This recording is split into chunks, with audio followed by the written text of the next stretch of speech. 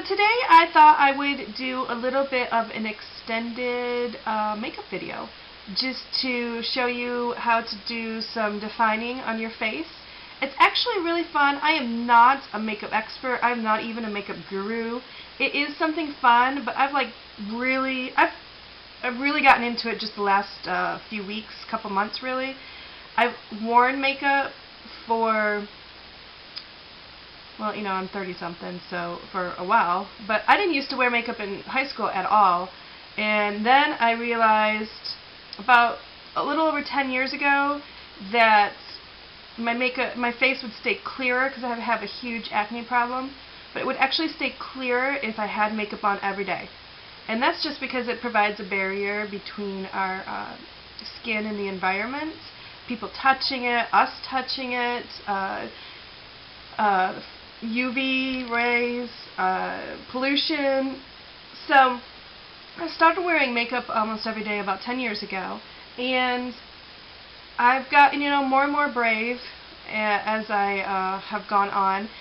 But just the last few months, I've really started learning what defining your cheeks are and your eyes mean, and just playing with different colors. And my daughter and I actually went and did a little makeup raid in Walmart and CVS a few weeks back and got some fun new colors.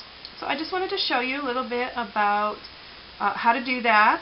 And this is for something like if you have time, okay? This is not one of those things that you can do every morning when you've got 3 kids you got to get off to school and you're going off to work. So I hope this gives you some ideas and shows you how quick it could actually be. And I hope you enjoy. Thanks. This is for someone who has more time, like maybe on a Saturday morning after you've slept in and you've got a good hour or so to take care of yourself, or maybe on a Sunday if you're getting ready to go to church or to the movies or something, and you actually can allot some time to work on your face and do something special. So I just going to go through. I'm actually just doing a casual daytime look, and let's get to work. As always, I've already put liquid foundation on and my concealer and stuff. And the reason I'm not going to show that is because it'll take way too long. I have a lot of acne scarring, and I just cover that all up, and I probably tug and pull too much. I don't want to get you guys into bad habits. Plus, if you saw me do that every day, then you would think, oh my gosh, makeup does take too long. But it doesn't. So I'm just going to go ahead and start with my loose powder. And if you don't wear liquid foundation, like in the summer, sometimes I don't. Sometimes I just put a tinted moisturizer on and a very, very little bit of pressed powder. So just whatever powder you use on your face, you should have some type of foundation. And the makeup, remember, is actually, it's more than just looking pretty and taking care of yourself. It's also putting a barrier between your skin and the environment, UV rays, children who are touching our face or giving us kisses. It is protecting your skin to help keep it healthy and help you look a little bit more youthful, which I think we're all kind of after. I am turning 35 this summer. Fall. This fall, not summer. So I'm already starting to worry about wrinkles. Maybe not age spots yet.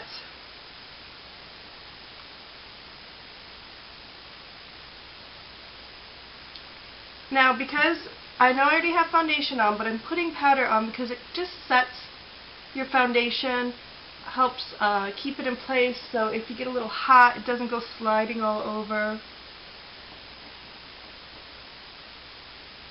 And I am putting it on very lightly. I'm not putting it on heavy at all. I actually tap, after I put the makeup on my brush, I actually tap it into the cap.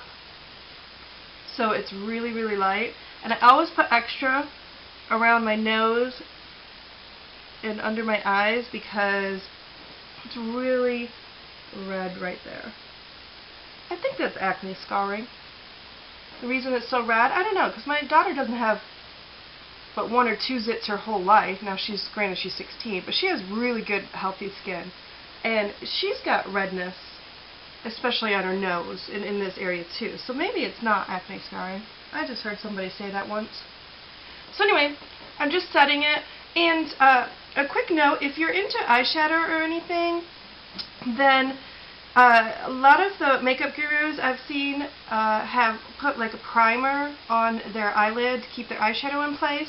Now if you go fancy with all those little circular cases with the iridescence and the really vibrant colors from some of the more expensive makeup lines, then by all means you might want to consider doing that. I just use store-bought stuff like this.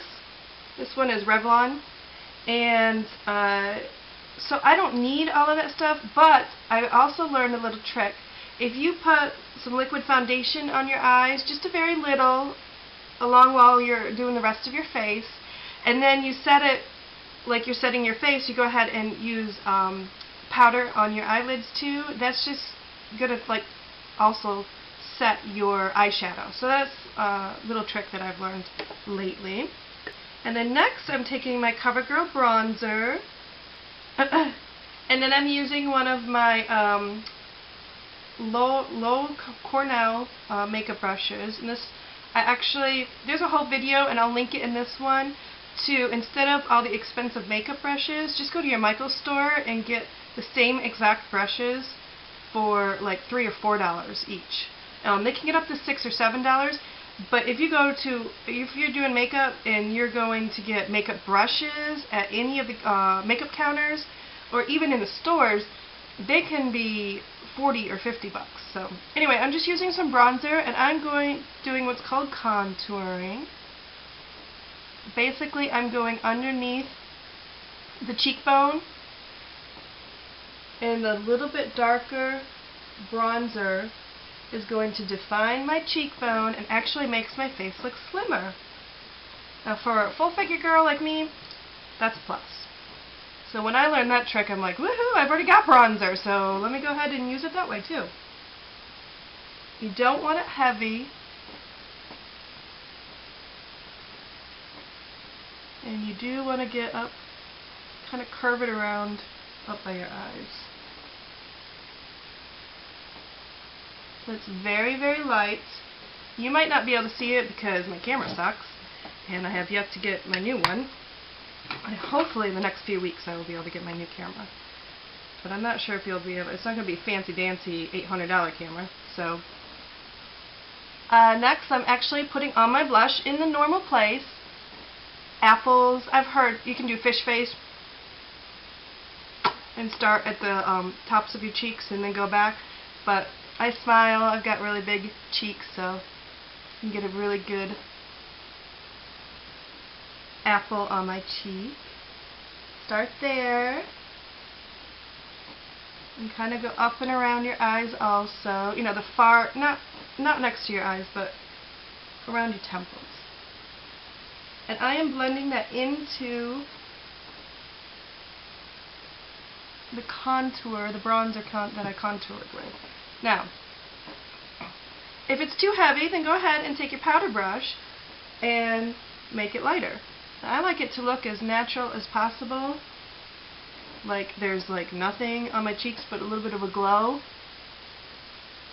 In the last couple of weeks, I've actually just been using my fingers to blend it all together. Okay.